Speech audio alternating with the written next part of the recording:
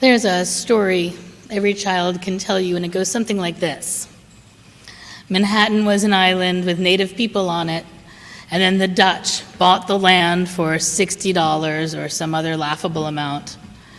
The point of the story, depending on the kid, is to say, go colonists, what a great deal. Or it might be to say, bad colonists, taking advantage of those unsuspecting people. Either way, the story is part of the American landscape. A year ago today, I preached a sermon about the land on which we stand. I mentioned that story. I talked much about that purchase. I talked much about this land that we either purchased or stole some 450 years ago. It was something of a history lesson, recounting the stories of the Lenape people, a people we've systematically forgotten, but whose legacy lives on this shared land. You might remember that whatever side you take in the story, you're wrong. The Lenape never ceded this land at all. They thought they were entering a treaty for peaceful coexistence. They had no language or understanding of owning land, and it never occurred to them that anyone would think that you could purchase pieces of earth. The Lenape were here 15,000, maybe 20,000 years. They built homes, had babies, educated themselves, grew and caught and collected food. They developed a sophisticated language, religious traditions, cultural practices. There were wars and treaties and harvests and famines and generations of people who lived and died here. Lenape structures were matriarchal, and the people had a reputation for generosity. They lived on Long Island and north as far as Albany and west into New Jersey, sticking close to the river. Our focus is on the people who lived here, right here, on the island they called Manhattan. This land was rich in fruit and nuts and had very fertile soil. There were many birds and animals, including beavers, otters, seals, whales, dolphins. Shellfish was abundant. There were huge orchards filled with apple, pear, and cherry trees, and the water, aside from being beautiful, let them establish themselves as fishers, ensuring there would always be food even in winter. Eventually, the Dutch and then the English pushed the Lenape off their land through unapologetic building and the intentional establishment of European culture. The Lenape today are scattered across the country, with most living in the Midwest. It's natural to hear this story and want to do or undo something. Here we are, benefiting from an injustice. We are moral people. We want to bring healing. I say it at the end of every worship service. May we bring healing and hope to all the places it's needed. Well, healing is needed, so let's go. And in that spirit, a member of this church reached out to the Lenape group in Delaware, and after some conversation, asked if he'd like us to send him and his people some money. And he thought that was a great idea. So this person followed the process here. She asked the board to consider incorporating $500 into the new budget, which they chose not to do after some conversation. And so, as is our process, it was brought before the congregation, where we voted $500 into our annual budget this year. Some people voted for it because in the scheme of things, $500 isn't a lot of money. Some people did it in the spirit of generosity. Some people liked the idea of doing something rather than nothing. Some did it because it was the least we could do. So I'm hoping you all know that I love you. At least I really do. I really do hope that you know that. And I know that we haven't really spent that much time together. It's possible you don't know, you don't feel all that sure about me or how I feel about you. When I arrived here just 2 years ago, it was a seriously turbulent time in the life of this church. I was really just getting to know all your names when we shut down. We spent a year and a half trying to connect across a distance through these little boxes on computer screens. And then we finally get together, and the conversation is about this massive transition out of our physical space. And because all of this was going on when this $500 was brought to us, I didn't want to say anything. I just didn't want to get into it. I did. I told the board what I thought. I went to the congregation, and after the vote, I thought, I'm not getting into this. I don't want to say anything. I don't want to talk about it. Just send the check. Let's get on with it. But my heart hurts. We haven't sent the check because I can't figure out how to do it without causing more damage. How do we say, I'm sorry for centuries of forced exploitation and the systematic erasure of your people? Here's $500. Everyone's intentions might have been good, but the impact of that vote and that process perpetuate the exact system we're looking to dismantle. So I love you. We need to talk about this. White supremacy culture is not a popular subject.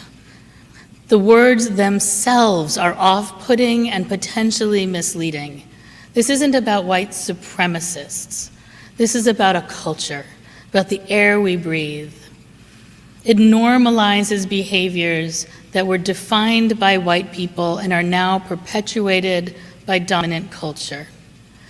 Some of us are able to step outside the culture long enough to see it in action. Most of us are too close to it to see it objectively with any real consistency. So here are some of the things that define this culture. And maybe in hearing the list, you can see how some of these traits play out right here in our own justice-loving church. I'm going to name 6 of them. Perfectionism. We tend to notice all the things that are wrong with ourselves and others. We talk about them. We point out how someone could be doing better, and we do it often, although not necessarily to them directly. We complain. We point fingers.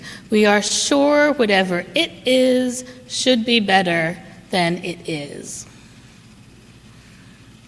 Urgency. There's no time to wait. It has to happen now. We skip over people, we skip over process, we skip over relationships to get to the end, the result, the faster the better. Defensiveness. On the one hand, this is about people being afraid of letting go of whatever power they have by justifying actions rather than learning from mistakes. It's also about institutions that set themselves up as if they're going to be attacked, will lose their position, their money, their place in some way. Goal-driven, where we value what we can assess. Process is irrelevant because it can't be measured and critiqued. We like action, devoid of emotion that we can discern. Paternalism, people do things because they're sure they know what's best for someone else. They don't work in groups, they don't engage the whole, they simply decide they know how to fix a problem, and they move forward with their plan. And last is individualism. People work on their own. They venture out without accountability and often expect credit for their work. There are other traits, but these are particularly important at the moment.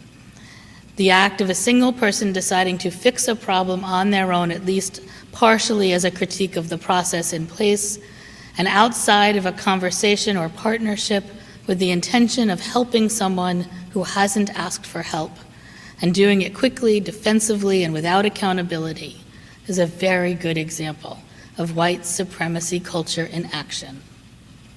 And we all participated, and everyone who voted for that check leaned into a familiar, comfortable pattern. The antidote to white supremacy culture is the breaking of the pattern. Instead of perfectionism, could we allow things to be messy? Could we stop criticizing everyone and in everything and instead lead with generosity and kindness? Instead of urgency, could we let things take time, living slower and more patiently? Instead of defensiveness, can we take the stance of being teachable? We can say we're sorry when we're wrong. We can be open to learning. Instead of being goal-driven, we can lean into process, not outcomes, understanding that relationships are more valuable than measurable results. Instead of paternalism, we can enter partnerships with people being affected by the problem we want to fix. And instead of fixing it, we offer ourselves in service to someone else's vision. And instead of being individualistic, we can reach out to each other and ask for help. We can be honest with our peers when they need to be called back into covenant. We can value community above all else. If we were to let go of this culture we've grown so comfortable in, what might it look like? What would happen if we tried to do things a little differently? Since it was this same white supremacy culture that pushed people off their land, that ultimately starved them and did all we could to eliminate them altogether, how does our culture need to change so that we aren't those people anymore? And then, are there times and places that those things are beneficial? Right? It's not that it's always bad, but can we tell when that's really the right way to go? How do we become fluent in multiple cultural expressions so that we know when timeliness should take precedent over relationship? Are we willing to do the work it requires for us to live more fluid lives? When I added the land acknowledgement to our worship, my thought was that we heard about the Lenape, so let's get started. We will start to just get used to what our history means. We'll say these words every week. From when we started until when we got back together, it was going to be about 6 months. There's no urgency. Let's lean into it. I figured when we're in person, we'll continue to say those words together out loud, which we've now been doing. And after a few weeks, it was my hope to spend this service asking what we as a congregation might want to think about doing together in response to the acknowledgement. Who might our partners be? How do we learn what's needed? How do we live in right relationship with the Lenape? The very process itself was meant to be a healing, an example of a new way of living, interconnected, generous with each other, patient, kind, relational. We couldn't wait. One person rushed on her own to take action, and many others jumped quickly to paternalism and solutions. But maybe this is our second chance. And we can't avoid that vote, right? We voted to send a check, and that's what we need to do. The congregation votes, and you follow through. But I'm hoping that we can find a way to send it that doesn't do more damage. After the service today, I'd like us to start talking with each other about white supremacy culture and how to bring healing to this situation. We don't have to answer today. This is a conversation we're going to have all year. That check doesn't have to be sent till June, so we have time to learn. If you're in person here with us, maybe you can ask others while you're outside drinking lemonade. And if you're online, you can start the conversation on Zoom right after the service. I'm hoping over the course of this year, these conversations will continue, and maybe with some leadership from our 8th principal team, which is being led by Carrie McAvoy, maybe we can move this forward together. We might find a way to let this be a restorative moment for us. At the core of our theology, we believe in the capacity of love to change the world. Right? That's our theology. Love can change the world. We believe love is afoot, that it's been set loose in each of us, that we are her hands, her eyes, her lips. We are the very bodies of that love, the love that will ultimately set us all free if we only allow ourselves to be claimed by it. But anyone who's ever been in a loving relationship knows that love isn't all we need to get where we're going. There's also skill, commitment, ambition. We have to want it, and we have to be willing to do the work. We're not alone. We have each other. We are in spiritual community, a justice-building activist community, also a learning community. There was a misstep, but that's a great way to learn. If that hadn't happened, we wouldn't have the opportunity to look at our patterns. And I admit, I was angry at first. I was sad. I was a little befuddled. The whole thing was sort of this great manifestation of American white supremacy culture, all wrapped up in a single congregation-wide event. But in some ways, we lucked out. It's actually a perfect case study, and now we can learn from it, which is my prayer for us today. Let's learn from it. Let's let go of the defensiveness and become open. Become open to transformation, open to whatever is next, open to a world that's bigger and brighter and more inclusive. Let's become ambitious for the internal healing that comes from racial equity. Let's become skillful. Let's learn what we need to know so we become bodies of love, bringing healing and hope to all the places it's needed, even if one of those places is our history. More than acknowledgement, let's become, let's embody, let's commit ourselves to being the change we want to see in the world.